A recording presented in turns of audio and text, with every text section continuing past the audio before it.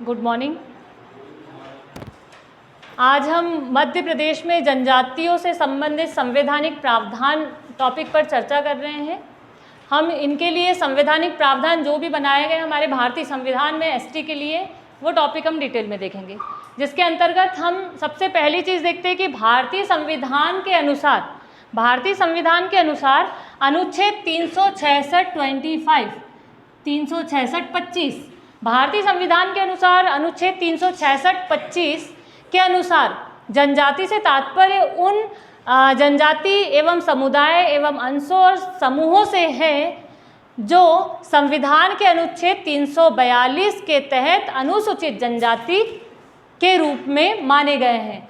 सबसे पहली चीज़ तो ऐसे समुदाय, ऐसे अंशों को अनुसूचित जनजाति के रूप में माना गया है जो किसके अंतर्गत है? 342 आर्टिकल को हम अगर शॉर्ट में देखें तो यह आर्टिकल यही कहता है कि राष्ट्रपति किसी भी जाति को अनुसूचित जनजाति के रूप में घोषित कर सकता है। कोई भी जाति है उसे अनुसूचित जनजाति कौन घोषित कर सकता है? राष्ट्रपति। और वो विषय किस में कहता है? वो कहता है 342 आर्टिकल।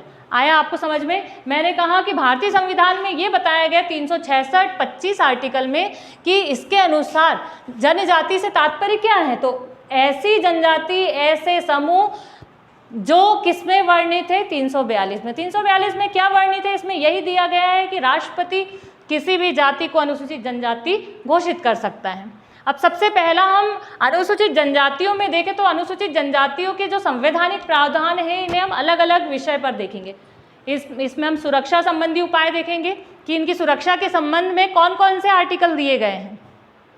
आर्थिक अधिकार देखेंगे, ऐसे हम अलग अलग पार्ट में देखेंगे। तो पहला हमारा जो आता है शैक्षिक, सांस्कृतिक, ऐसे अलग अलग विषय में देखेंगे कि कौन से आर्टिकल हैं जो शिक्षा से संबंधित है, संस्कृति से संबंधित है। तो सबसे पहला हम देखते हैं विषय है हमारा सुरक्षा उपाय।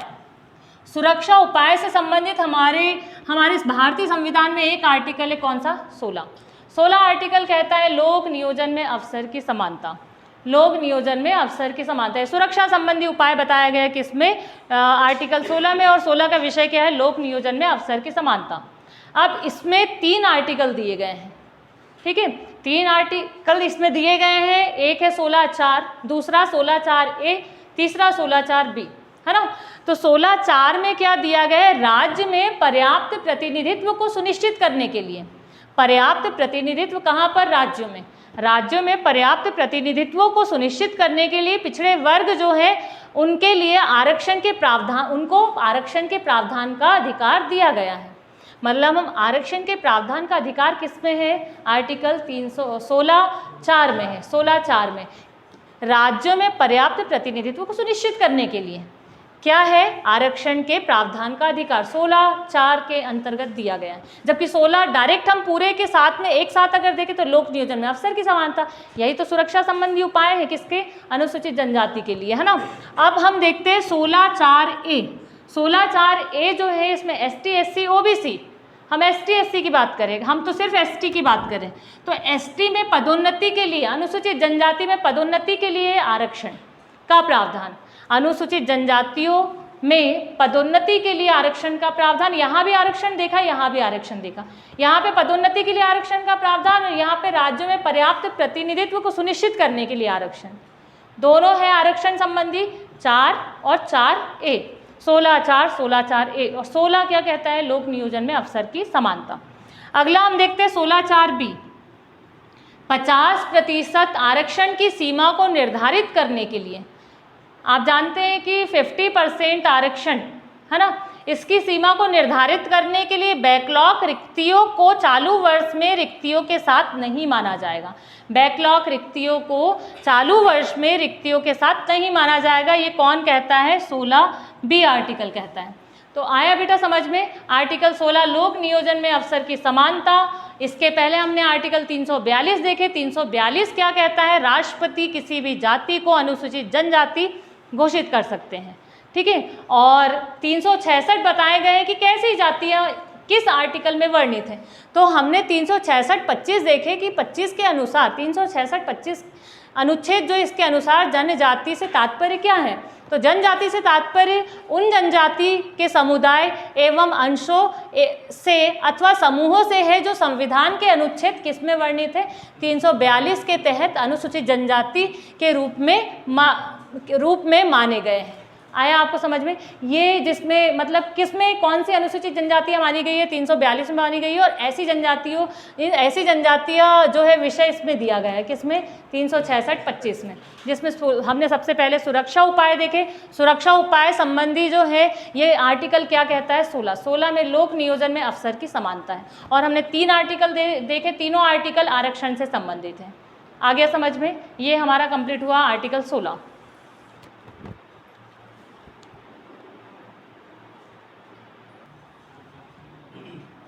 अनुसूचित जनजातियों के संदर्भ में हमने सुरक्षा उपाय के अंतर्गत एक आर्टिकल देखा, आर्टिकल 16, जो लोक नियोजन में अफसर की समानता विषय पर आधारित है। उसमें हमने 16 देखे, 16(4) देखे, 16(4)A और 16(4)B देखे। डायरेक्ट अगर हम वो 16(4), 16(4)A, 16(4)B को पढ़े तो लोक नियोजन में अफसर की समानता एक विषय कहता है आर्टिकल 16, है ना। अब इसके बाद हम चलते हैं आर्थिक अधिकार। आर्थिक अधिकार जो है, आर्थिक अधिकार संबंधी आर्टिकल है 244। 244 आर्टिकल क्या कहता है कि अनुसूचित क्षेत्र और अनुसूचित जनजाति क्षेत्र का प्रशासन, अनुसूचित क्षेत्र और अनुसूचित जनजाति क्षेत्र का प्रशासन। तो हम जनजाति के संदर्भ में बात कर रहे हैं। हमने किस संदर्भ में बात की? अनुसूचित जनजाति के संदर्भ में। तो देखिए, ये अनुसूचित क्षेत्र और अनुसूचित जनजाति क्षेत्र का प्रशासन के संदर्भ में किसे क्या शक्तियाँ दी गई? कौन कौन से राज्य इस क्षेत्र के अंतर्गत आते हैं? तो आर्टिकल 244 इसके अंतर्गत अगर हम अलग से देखें तो एक अनुसूची है 5 और एक अनुसूची है 6। भारतीय संविधान में अनुसूची की संख्या 12 है। जब संविधान बना था तो 8 अनुसूचियाँ थी, बाद में 4 और अनुसूचियाँ जोड़ी गई। 5वीं और 6वीं अनुसूचियाँ अनुसूचित जनजाति क्षेत्र प्रशासन के संबंध में हैं, अनुसूचित जनजातियों के क्षेत्र प्रशासन के संबंध में है ना। तो अनुसूचित जनजाति क्षेत्र प्रशासन के संबंध में ये विषय तो 244 आर्टिकल का है।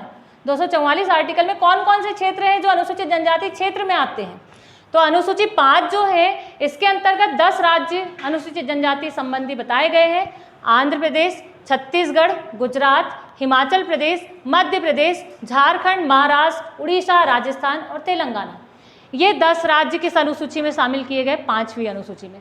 अब ये क्या कहता है? अनुसूचित जनजाति क्षेत्र प्रशासन के संबंध में राज्यपाल को जो विशेष शक्तियां दी गई हैं, इनके क्षेत्र प्रशासन में, किनके क्षेत्र प्रशासन में? अनुसूचित जनजाति क्षेत्र प्रशासन में, है ना। अनुसूचित जनजातियों के क्षेत्र प्रशासन के संबंध में जो भी राज्यपाल को विशेष शक्तियाँ दी गई है वो उसका उल्लेख किस आर्टिकल में दिया गया है? 244 में। और अनुसूची की बात करें तो 5वीं और 6वीं अनुसूची, 5वीं अनुसूची 10 राज्यों में लागू होती है और 6वीं सेम इसी की तरह है, मतलब इसी की तरह 5वीं की तरह 6वीं। अर्थात क्या है? अनुसूचित जनजाति क्षेत्र प्रशासन के संबंध में राज्यपाल को विशेष शक्ति का प्रावधान, है ना, राज्यपाल को विशेष शक्ति का प्रावधान, जो कि 4 राज्यों में लागू होती है, जिसका ट्रिक है असमी, मैत्री, अस से असम, मी से मिजोरम, मे से मेघालय और त्रि से त्रिपुरा। ये 4 राज्यों में लागू होती है। एग्जाम में कई बार पूछा जाता है 6वीं अनुसूची कितने राज्यों में लागू होती है और किस विषय से संबंधित है? तो अनुसूचित जनजाति क्षेत्र प्रशासन के संबंध में राज्यपाल की विशेष शक्तियों का उल्लेख है 5वीं और 6वीं में। 5वीं 10 राज्य के लिए और 6वीं कितने राज्यों के लिए है? 4 राज्य के लिए, असम, मिजोरम, मेघालय और त्रिपुरा। और आर्टिकल क्या है बेटा? 244 आर्टिकल, अनुसूचित क्षेत्र और अनुसूचित जनजाति क्षेत्र प्रशासन। आगे आपको समझ में? तो हमने आर्थिक अधिकार में एक आर्टिकल देखे, कौन सा आर्टिकल है हमारा? आर्टिकल 244, अनुसूचित क्षेत्र और अनुसूचित जनजाति क्षेत्र का प्रशासन और इस प्रशासन के संबंध में राज्यपाल की विशेष शक्तियाँ। अनुसूची 5 और अनुसूची 6, 4 राज्यों में लागू होती है, 5 10 राज्यों में लागू होती है। कंप्लीट हुआ हमारा कौन सा? आर्थिक अधिकार।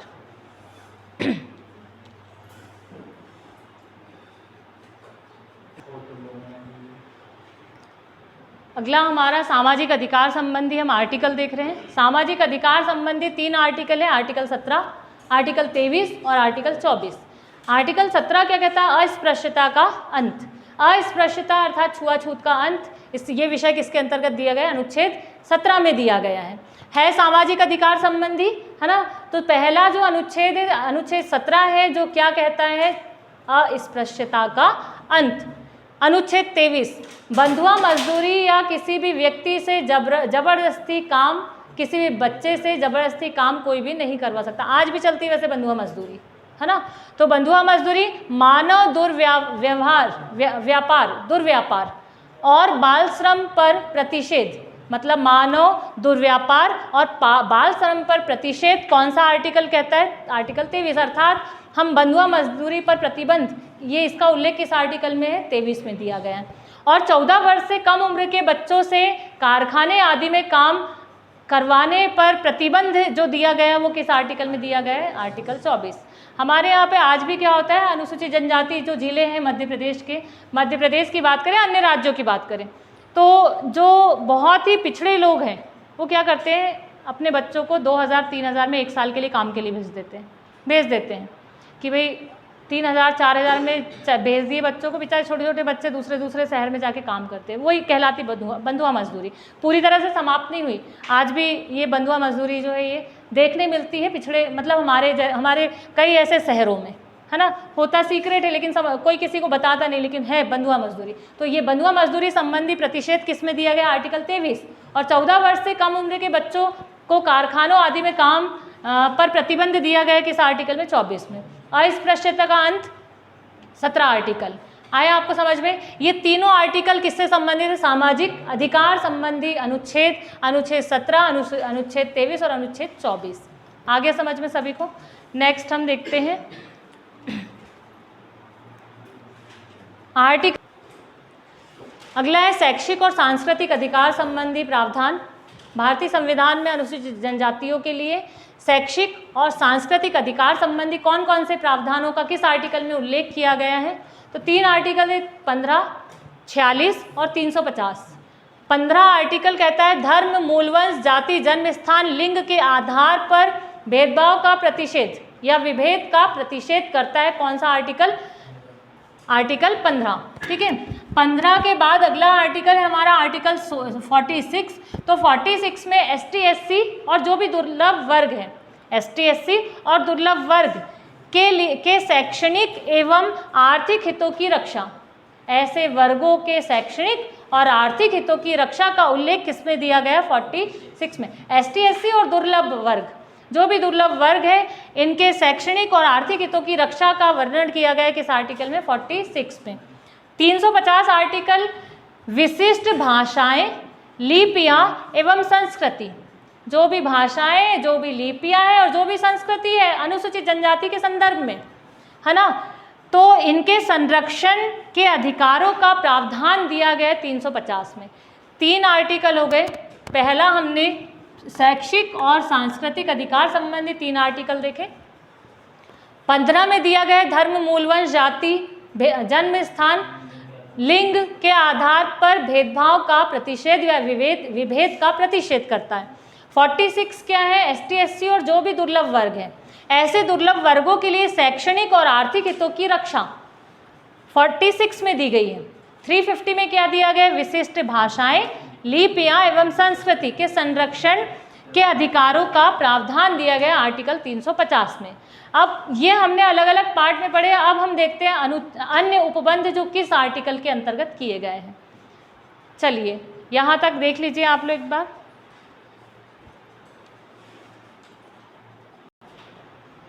हमने 3 अलग अलग पार्ट में देखे। सुरक्षा के उपाय से संबंधित आर्टिकल, सामाजिक उपाय, सामाजिक अधिकार संबंधी आर्टिकल, शैक्षिक और आर्थिक संबंधी आर्टिकल। अब हम इसके बाद देख रहे हैं अन्य उपबंध जो अनुसूचित जनजाति के संदर्भ में किए गए हैं भारतीय संविधान में।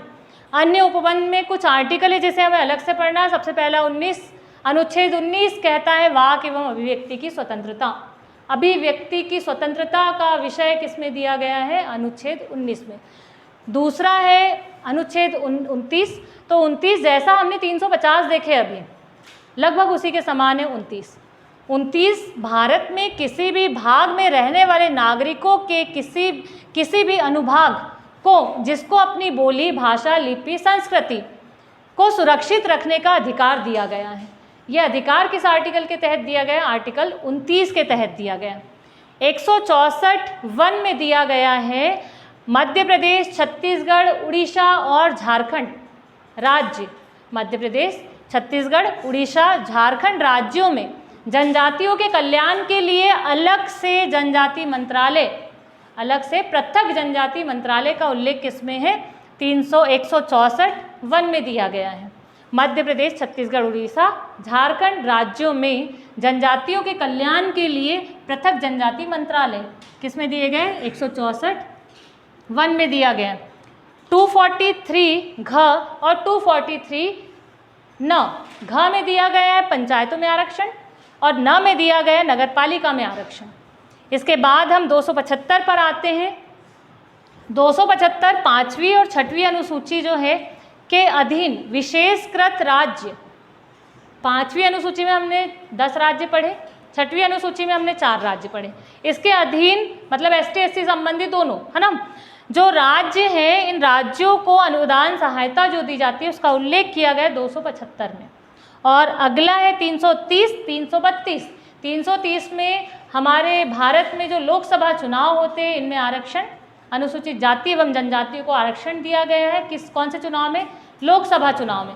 और 332 में राज्य विधानसभा चुनाव में अनुसूचित जाति एवं जनजातियों के आरक्षण का प्रावधान। लास्ट है 338 का।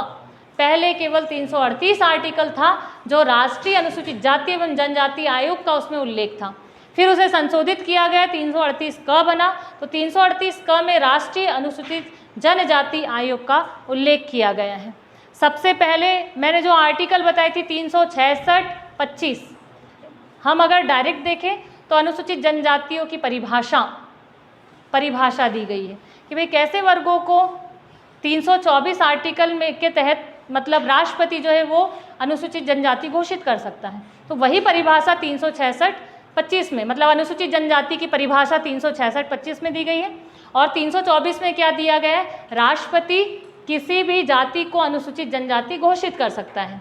16 में क्या दिया गया? अनुच्छेद 16 में लोक नियोजन में अवसर की समानता, ठीक है। फिर हमने 16 के बाद 244 देखे।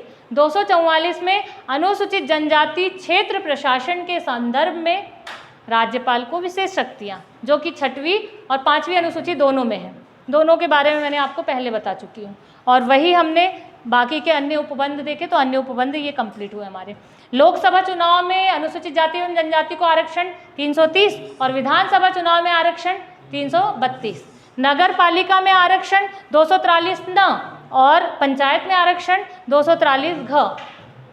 आगे समझ में हमारा संवैधानिक प्रावधान अनुसूचित जनजाति से संबंधित आज यहाँ पे कंप्लीट हुआ। Thank you. देखो याद